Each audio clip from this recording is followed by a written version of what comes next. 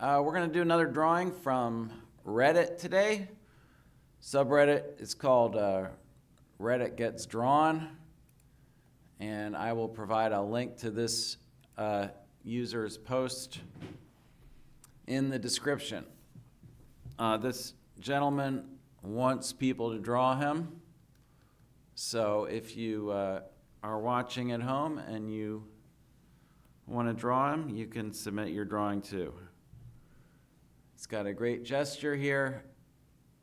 I'm not sure exactly. Looks like maybe he posed on the ground and then changed the background to make it look like he was floating with Photoshop or something. We're going to start with the angle of his head just slightly tilted to our right. His rib cage is, well, let's go from see how his chin, he's holding his chin down, so his chin is almost touching his sternum. So I'm thinking of his sternum as doing something like that. And then I'm going to pop that rib cage in under the sternum like that. Having done a little bit of study of proportion, we should all have a pretty good sense by now of just how big rib cages are in relation to skulls. Those are the two forms that we're kind of dealing with so far. He does have a little bit of a belly, so that's bulging out from below the rib cage. But we still want to think of the bean form, and the pelvis is tipping forward. So we're going to conceptualize it. There's that rib cage to pelvis junction. This is why artists train drawing the nude rather than the clothed figure. There would be, if this guy was not clothed, we'd be able to see the curve of his back like this, and the movement of the pose would be much clearer, but obviously he's wearing this shirt that's hanging down, so we're not seeing that. But I've done enough study of the figure to sort of know what to expect there. Now we're going to look at angles and distances. We've got the femur is coming down at about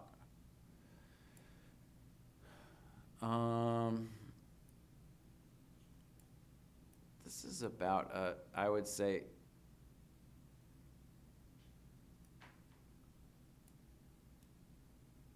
it's about 60 degrees from horizontal. So that's about like this. It's sort of parallel to the imaginary, the rib cage that I was talking about. From the great teacher Randy Melick, I learned, and I've talked about this before, but always look for sets of parallel lines in a figure. And you see how the sternum is roughly parallel to the femur. It's something most people wouldn't look for, but it's very helpful if you can start to make those kinds of connections. And the femur's a little foreshortened, so it doesn't extend down too far. Then the leg doubles back like that. And the other femur is only about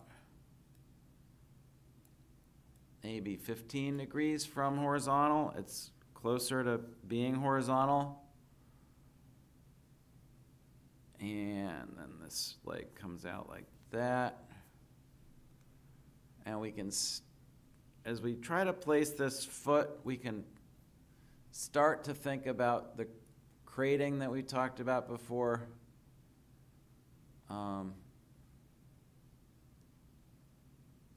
You see how the angle formed between the head and the toe is also parallel to this femur. So that means our toe should land about here.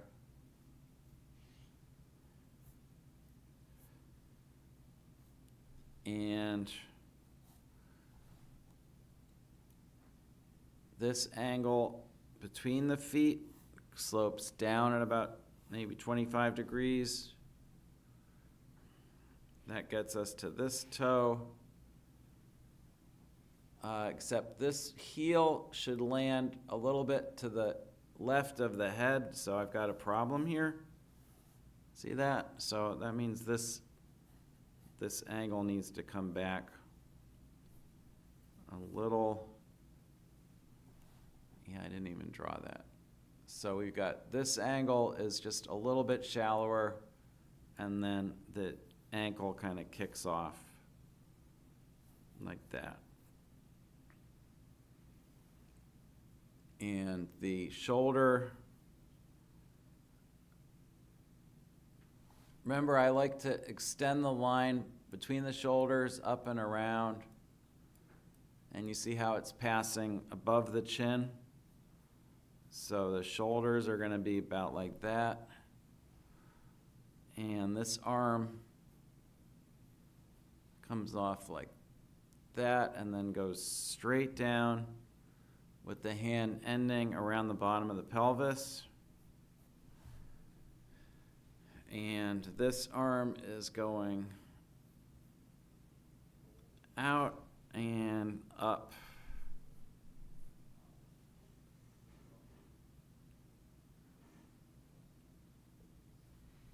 With the fingertips ending at about the level of the top of the hair. So that's another relationship that you might want to take into consideration.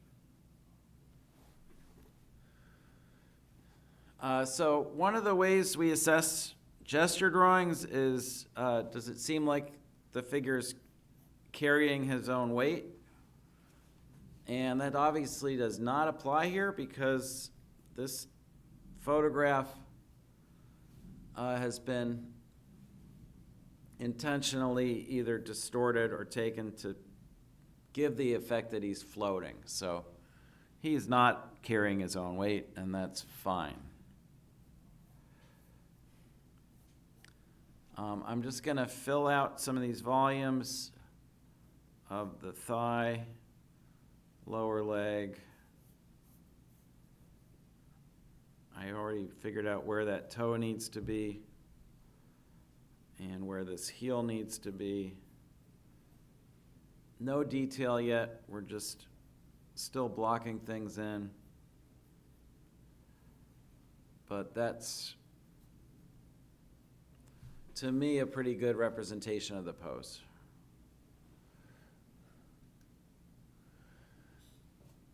Okay, as you know, after I get things blocked into scale, I like to pop some features on. So we're going to zoom in a little and take a look at the face. Not a great resolution photograph, but let's see what we can do with it. So I'm noticing, first of all, that the head is turned slightly to our right. So I'm going to draw the line of symmetry curving that way. The eyes go right across the middle of the head, like that. Let me zoom in so you can see my drawing better.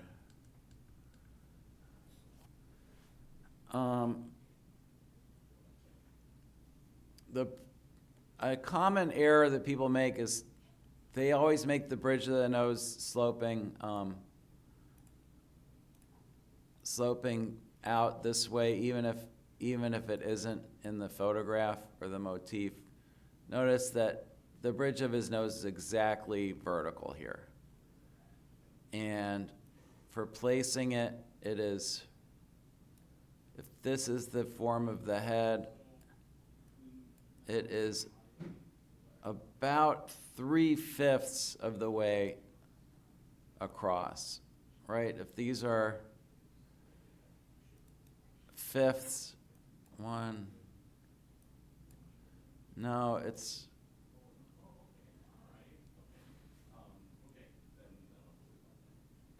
Mr. Raleigh, can I interrupt for 1 second?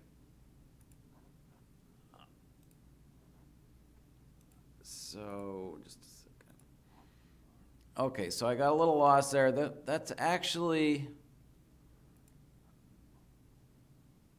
a little less than 3/4 of the way across. So that puts the bridge of the nose about here. Can everyone see that ratio?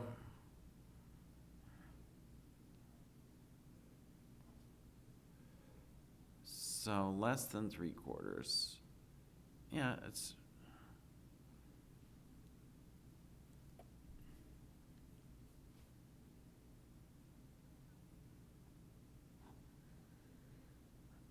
I can't do math today, sorry. Okay, we're just gonna eyeball that. That goes there. The nose is fairly, no, it's about average length. So it goes, let's mark the eyebrow height. Eyebrow, nose goes halfway between the eyebrow and the chin. Slightly flared nostril on the left. And a little bit showing on the right. The mouth is, philtrum is fairly long, so the mouth's a little lower than, a little past 1/3 of the way down, like that. Let's lightly define the upper lip and do a little darker under the bottom lip. The facial hair is making some of these forms a little hard to read, so just gonna do the best we can here. His eyes are very, very wide set. So we're gonna put this one here. And we're gonna put this one, make sure you leave enough room. This one's way over here.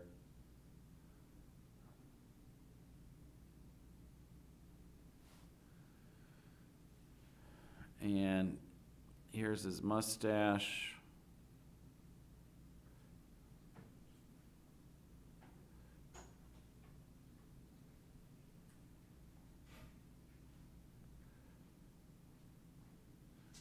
And here's the actual form of his cheekbone. He's a very broad face.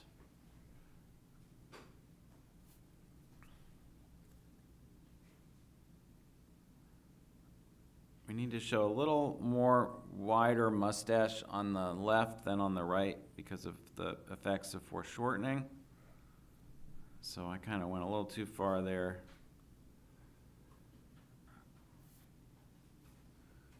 And here is his large, kind of very broad forehead, slightly receding hairline.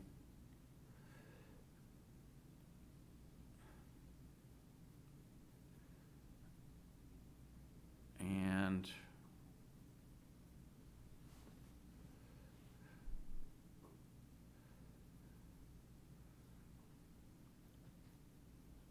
now we're adding the hair. Remember, our original form is just the skull, so it didn't include this hair. And I'm just going to do a first shading on all this to sort of check my work.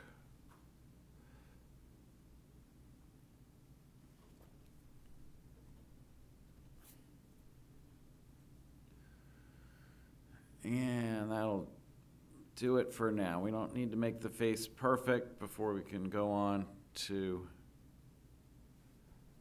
the rest of the figure. I'm just gonna, that bridge of the nose, I define it so you could see it clearly with a kind of a hard line, and I want it to look like this, so I'm gonna do it with a hatched line instead.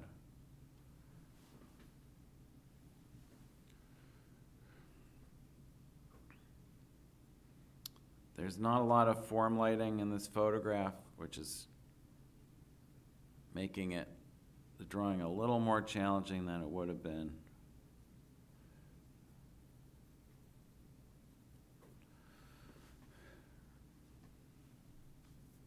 we're not gonna do all this hair overlapping his clothes yet, because we haven't done the clothes. So we got something like that. Now I'm gonna check the scale of the head to body relationship, which looks good enough.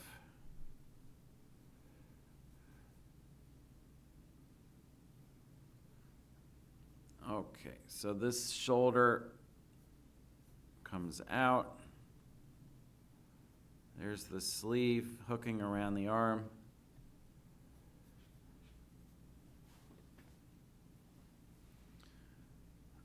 There's the line of his open button-down shirt coming around about as far as the bottom of his fingers.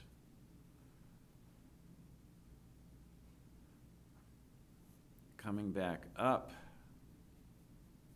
creating a little compression fold here, and then come from under that fold around, and then we hook up under the sleeve.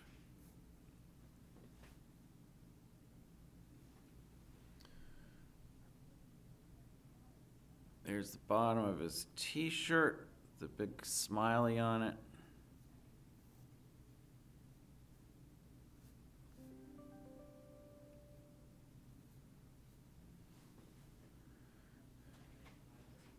And there's the other side of his button down. Notice this corner comes down much less far than this one did.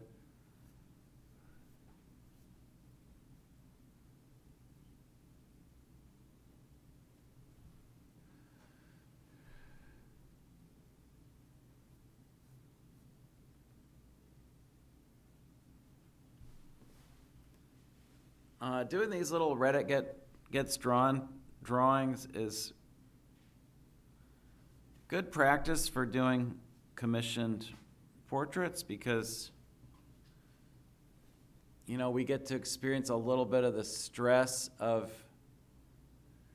creating a drawing for somebody who actually wants to get drawn and wants to see a drawing of themselves. So the pressure is kind of on.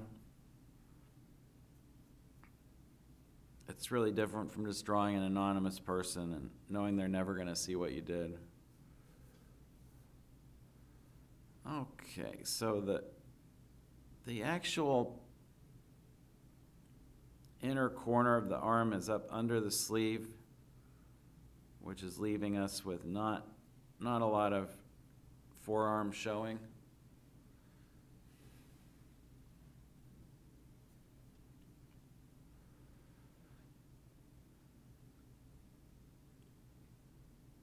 And remember, when we draw hands, we draw the body of the hand. We're thinking of the wrist down to the knuckles, like that. And then we add the fingers. And in most cases, the fingers are about as long as that wrist to knuckle distance. Most people make the fingers too long and the body of the hand too short.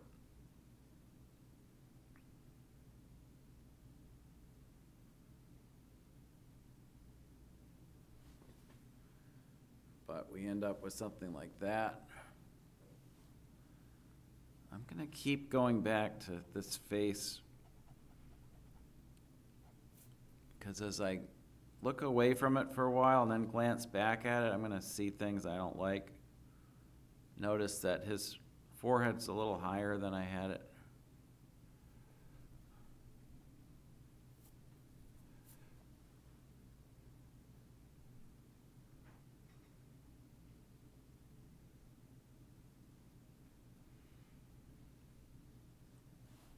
And we're going to go to the other arm now.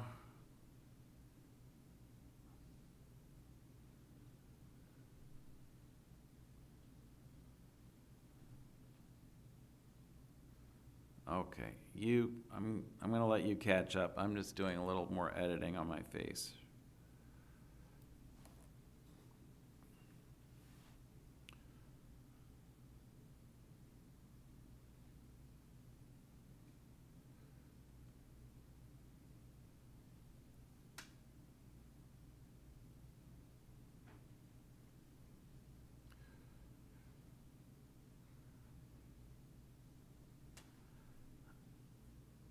Okay. So here's the forearm on this side. I always mark where I think the wrist lands. And here's the contour on the other side of the bone, comes around like that.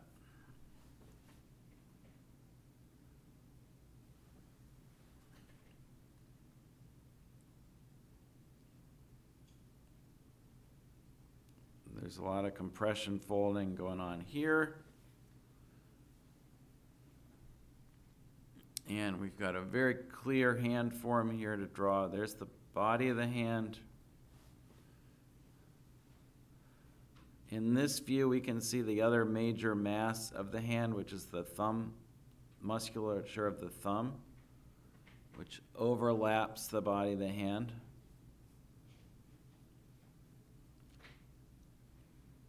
And try to give that thumb a little bit of a kick out near the last joint. You see how that looks very natural if you do that? If you make the thumb too straight, it's going to look unnatural. And then the reason the fingers aren't sticking up higher is because they are turned away from us. So these fingers are a little foreshortened. That's why they're relatively small in relation to the body of the hand.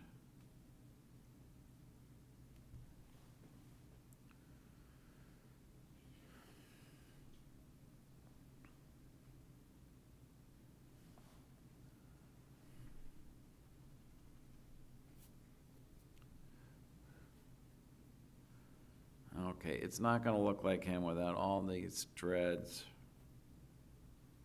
So I'm going to start dealing with those. I don't think I need to talk you through it. It's basically just heavy, scribbly lines. You don't have to copy them exactly. He's got this one that wraps around his arm. You do want to make sure you get that twist in it where it comes around.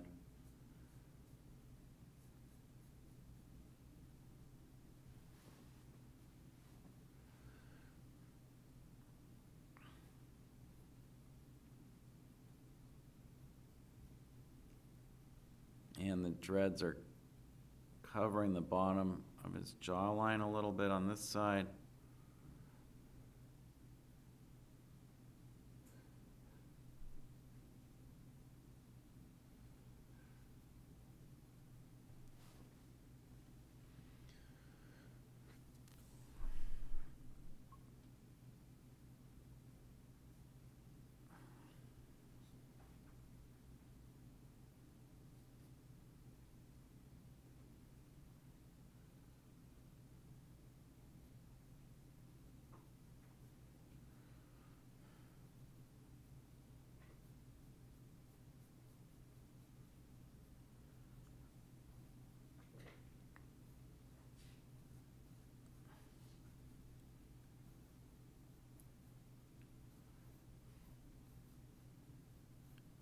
So many dreads.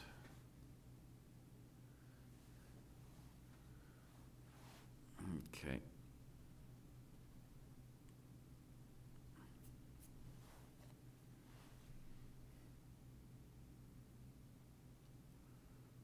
See, this face is really bothering me. I'm going to move that eye up just about a millimeter.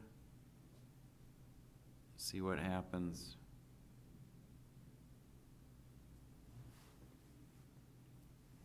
Yeah, I think I had a little too much angle to the eyes. That's a little better. Not my best work.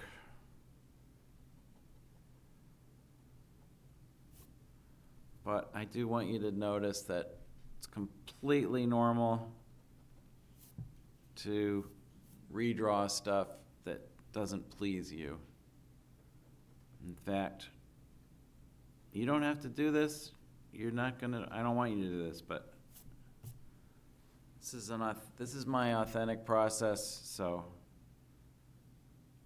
I can still see a kind of ghost of the face that I put there that was bothering me, and I'm just changing the angles a tiny bit, and I'm being guided by those the ghosts of my former lines, and just I'm making tiny alterations. And there have been days in an actual figure drawing class where I might redraw the whole face 5 or 6 times before I get something I like. But you never see anyone do that on YouTube, do you? It's like they always draw everything perfectly the first time.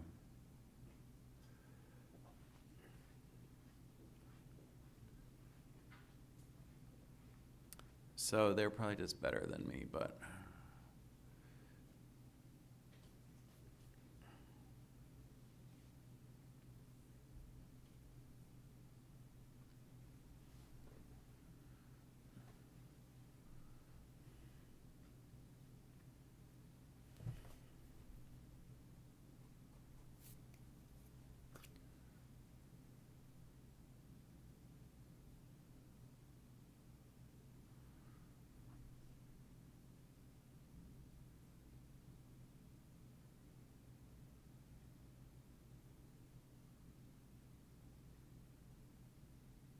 the great portrait painter John Singer Sargent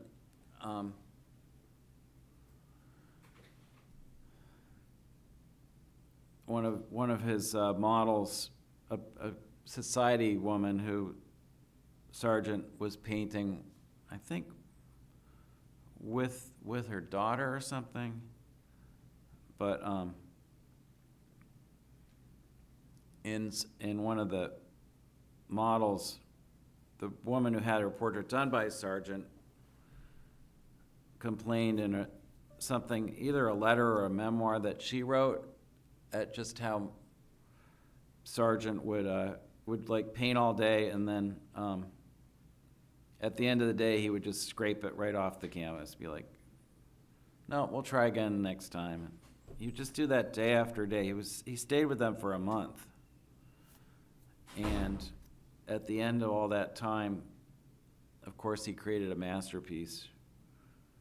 But he basically created the masterpiece on the last day. Like he painted most of the face that we see now, after trying and failing many times. And the goal for people like Sargent, Manet, was to Edouard Manet, the early French Impressionist painter. The goal was really the appearance of ease. Like, they want people to look at the drawing and think like, wow, they dashed that off so easily, like they weren't even trying, when really that appearance came out of repeated failures and sort of learning how to approach the challenge and trying again and again.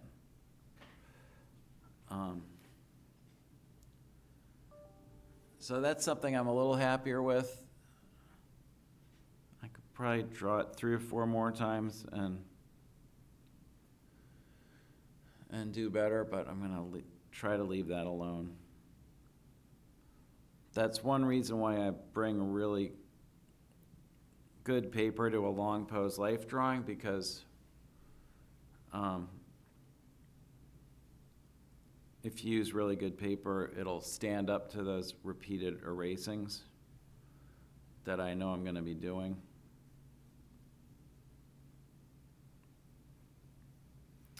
But again, you wouldn't know that watching most art instruction on YouTube. You're not going to see people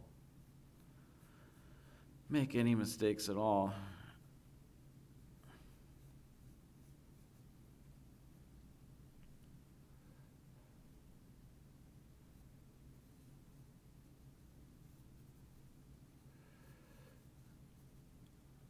Okay, it's time to deal with the pants.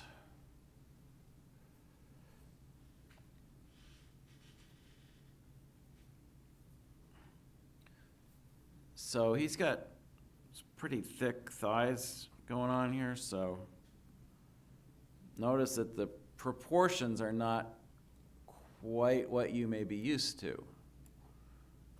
Whenever you see slightly unusual proportions, it's good to block it out mentally and just think about, like, what am I really seeing here? So this shape is almost as wide as it is tall. So it might be helpful to actually, and I just caught another error where the front of the shirt is not curving down enough. So you see what I'm looking at here? I'm seeing this shape in its correct proportion is going to give me a correctly foreshortened thigh.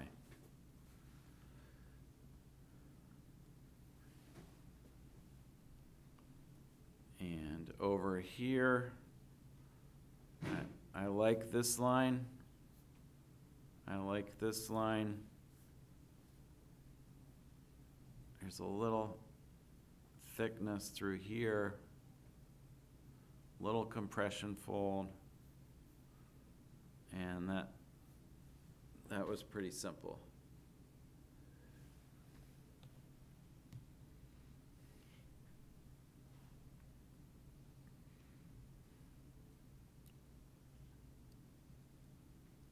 And a little bit of compression wrinkling along here. Notice I'm not trying to copy every wrinkle exact. And there's the front of the knee.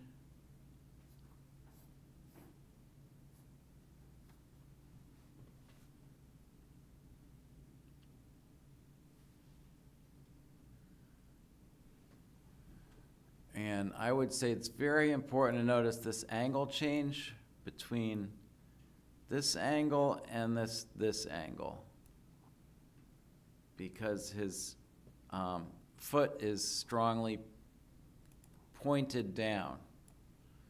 You see that? And this is where the viewer reads that direction change. This is almost vertical.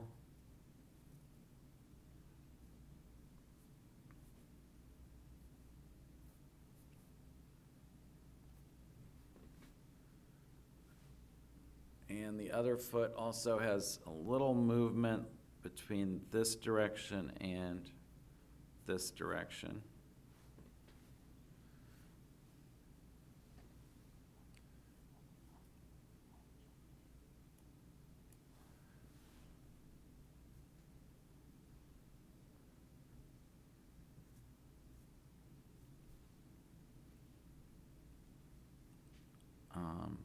Yeah, this foot looks a little short.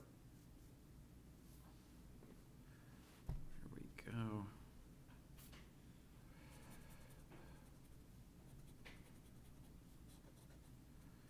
So I'm going to clean up, getting closer to the end here, I'm going to clean up some of my construction lines.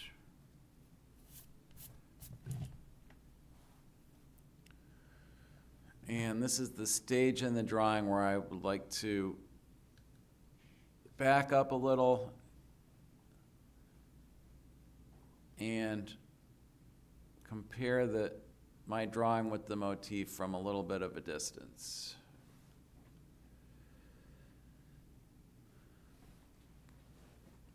So most of it is reading pretty good.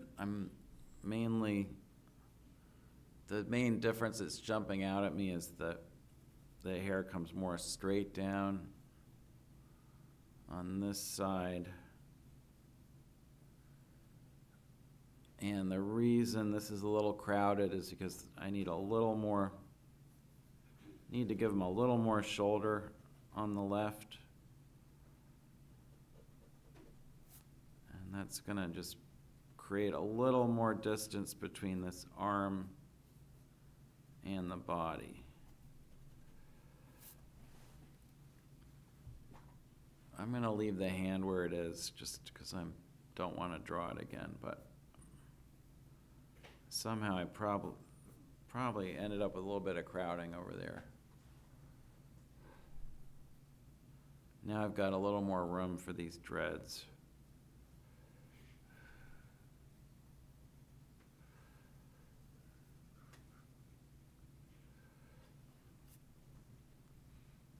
And we're gonna do a quick shadow map of the pants. There's the form shadow on the thigh, and then there's a little form shadow showing along the front of the lower leg.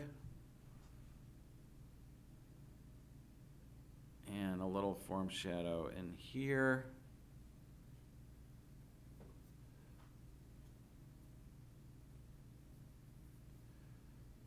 And a quick first shading.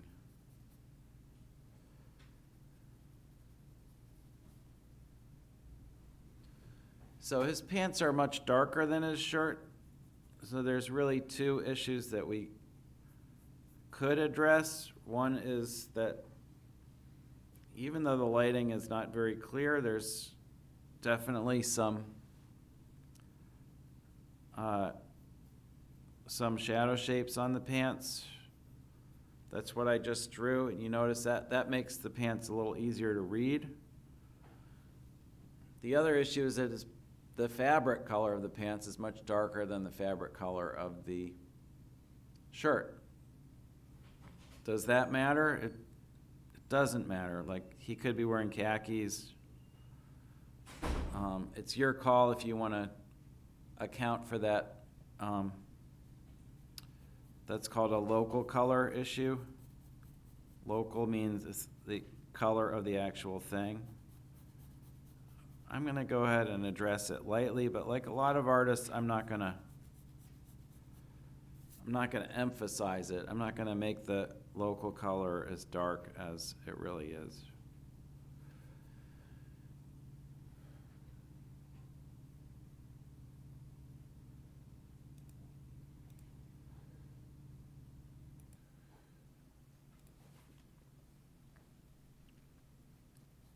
So basically what I'm doing is I'm showing the local color, but I'm sort of suppressing a little.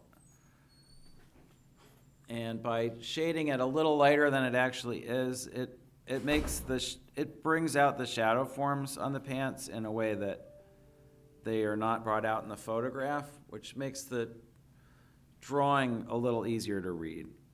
And that's an aesthetic choice. It's not something that you have to do, but it's something a lot of artists I've noticed will it's a choice a lot of artists make. There's a little bit of shading along the side of this forearm. Again, the lighting it seems like photo studio lighting.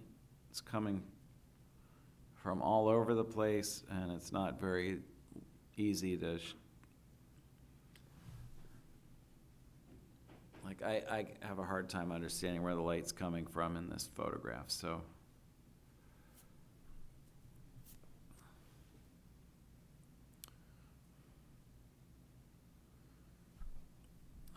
The last thing I'm going to redraw is I'm just going to lower his eyebrows a little. He's got a little more of a serious expression.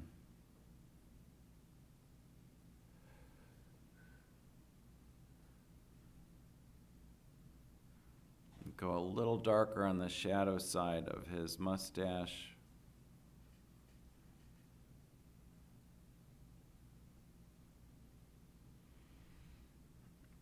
I don't know. Do you guys think he'll like this?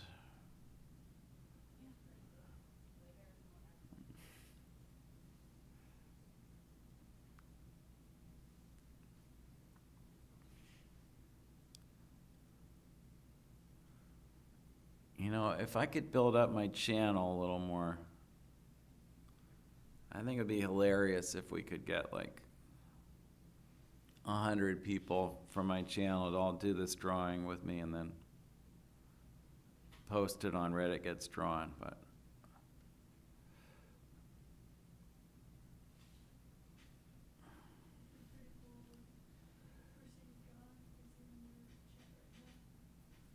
What's that, Bella?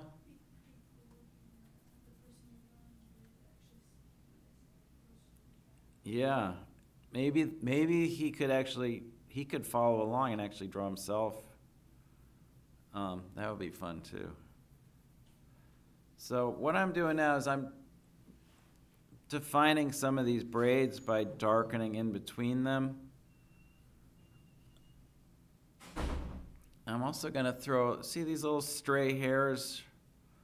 That's really important for making a drawing look kind of natural, is don't end the hair along too firm a boundary. And I'm also gonna widen. A lot of the missing vibe here is just how wide his hair goes to the left and to the right. And the way these braids just kind of splay across his stomach.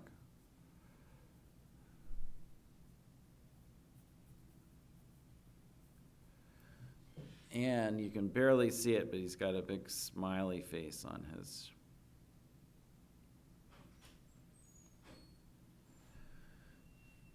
shirt.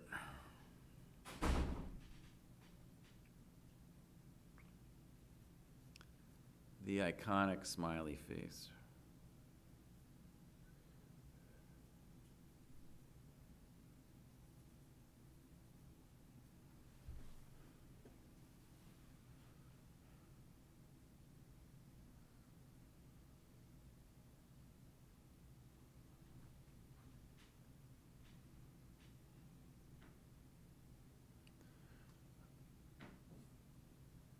Okay. Does anybody want to share their drawing in the video today? Or do you just want to share your drawings on Reddit? Oh, wait, there's one important thing that we didn't do yet. Two important things. Yeah, the Nikes are important.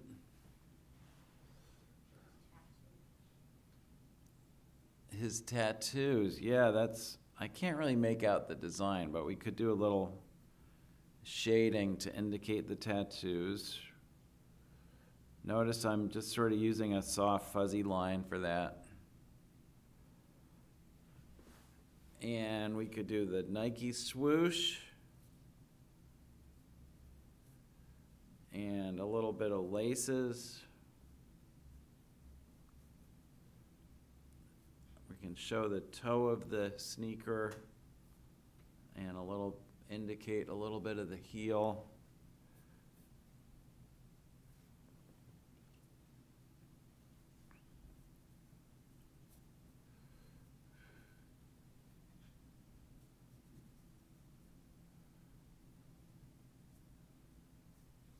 This is where a lot of people, it's actually hard to see because it's white on white. A lot of people do what I just did and just, they don't make the heel of the shoe thick enough. See how that comes down a little further right there? And they don't make the toe of the shoe pointy enough. So I'm gonna do those two fixes. Make it look a little more shoe-like. It's a little hard to read the details on these shoes because of the white on white.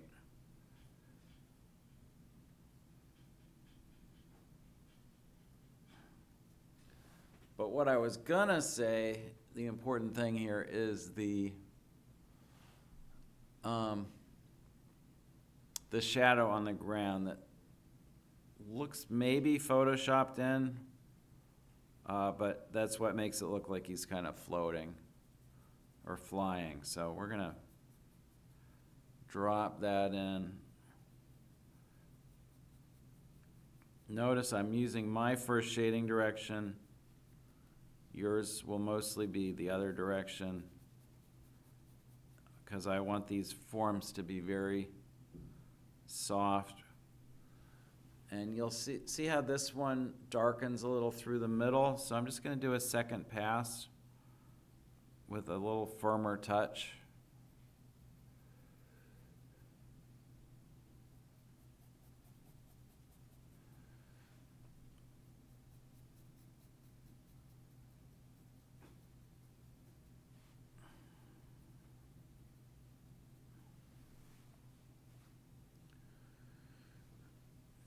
And yeah, there's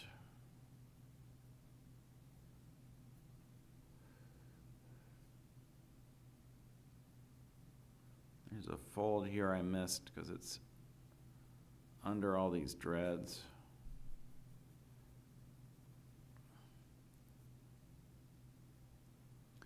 I'm also going to drop in a little bit of shading just right under the dreads.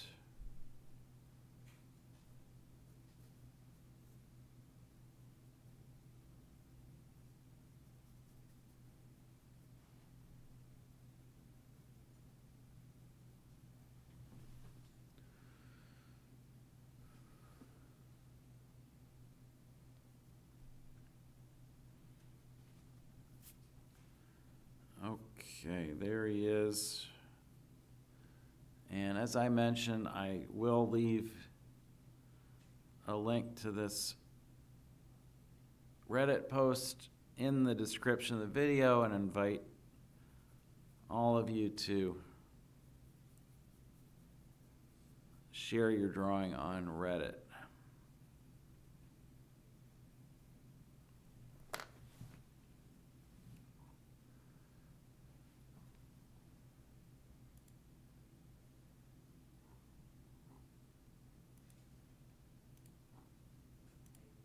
Okay, that was really fun. I have a very small class. A lot of the students are graduating tomorrow, so we only have a few left. I'm going to show you some of the student work, and you might see some of these on Reddit as well. So, fantastic drawings today. Very kind remarks from this artist about the model. And this student was brave enough to attempt to draw this in pen with no pencil underdrawing. And fantastic work. Okay, thanks for watching at home. Remember to like and subscribe. We are 12 subscribers away from 1K, so there's that. Okay, bye-bye.